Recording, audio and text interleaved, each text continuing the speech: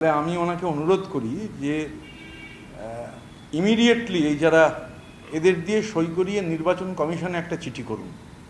যা পড়ে টরে রয়েছে আর কি, আমি এমপিদেরটা জানি না, মানে শুনছি, এমপিও যারা রয়েছেন এটা একটু নজরদারি রাখুন যে যারা রয়েছেন তারা আবার কালকে না চলে যান অন্য কোথাও।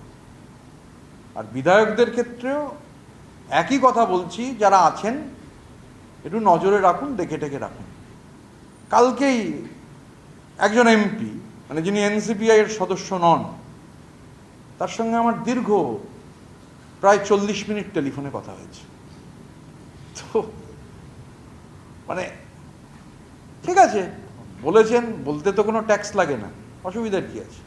আমাদের সঙ্গে ডক্টর শশী পাজার, ব্যক্তিগতভাবে ওনার সঙ্গে আমার খুবই ভালো সম্পর্ক, আমি ওনাকে খুবই শ্রদ্ধা করি, কিন্তু ডক্টর শশী পাজার সঙ্গে বিধানসভা নির্বাচনের ফলাফল বেরোবার পর থেকে এখনো কোনো কথা হয়নি। 20 জনের থাকার কথা, এখন 20টা যদি বেড়ে যায় সেটা কালকে বোঝা যাবে।